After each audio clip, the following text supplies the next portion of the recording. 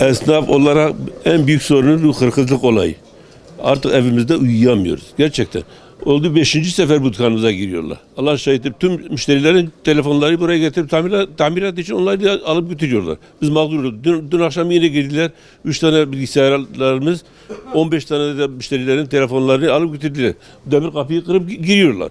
Tabii ki. Oldu. Polisler gelip gerekeni yaptılar. Ama bulunamadı. 5 seferdir giriyorlar bizim dükkanımıza. Tam 5 seferdir. Artık evde uyuyamıyoruz. Çok büyük sorun oldu bu. Vali Bey'den rica ediyoruz. Bir iki tane bekçi buraya görevlendirsinler, bir de Obesta kamerası. Rica ediyoruz onda, Vali Bey'den. Gözükmüyor. Polis beyler geldi buraya, memurlar geldi buraya. Bir tane kamera yoktu ki kontrol etsin. Devriye evet, 2 tane bekçi görevlendirsin buraya. Bir tane bekçi kontrol etmiyor burayı. Tabii ki herkes şikayetçi. Herkes şikayetçi. Bu evet çok büyük sorun oldu. Gerçekten sorun oldu. Evet bir çözüm bekliyoruz. Vali Bey'den rica ediyoruz.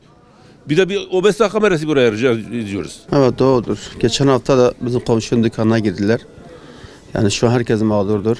Yani bu mağduriyetin giderilmesini istiyor herkes. Sorunun giderilmesi gerekiyor bu hırsızlığın. Bir bekçi gelse iyi olur. Kanal giderse çalıyor, ne yapıyor o şu an? İnsanları mağdur ediyorlar. Yok yakalanmıyor, hiçbir şey olmuyor. Ne olacak? Bugüne kadar yakalanan hırsızı görmedik yani. Yakalanan da yani bir gün sonra, bir gün bile belki kalmıyor, çıkıyor. Herkes mağdurdur yani. Kim mağdur değil ki? İnsanın gelip bütün malına çökmesi, bütün malını alıp gidip 3 kuruşa satması. Allah'tan reva mıydı? Bu kolay mı kazanılıyor bu? Para kolay mı kazanılıyor? Yetkililerin ilgilenmesini istiyoruz yani. Bu hırsızları böyle alıp hemen bırakmamalarını istiyoruz. Gerekli cezanın verilmesini istiyoruz. Caydırıcı bir ceza verilmesi gerekiyor. Böyle alıp da yani ön kapıdan, arka kapıdan bırak. Böyle olmaması gerekiyor. Bekçilerin de işini yapması lazım, gezmesi gerekiyor. Bekçi olacak işte değil bu yani. Caydırıcı bir ceza verilmesi gerekiyor. Devletin artık üstüne durması lazım bu hırsızların. Bu kadar serbest, bu kadar rahat olmaması gerekiyor. Çünkü eskiden böyle değildi. Çok artmış yani artık.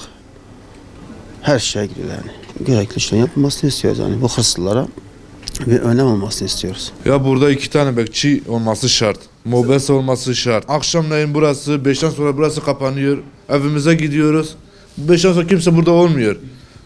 Ha burada hırsızlık oluyor. Abi mobese olursa çok iyi olur. Ya hiçbir şey yapılmıyor.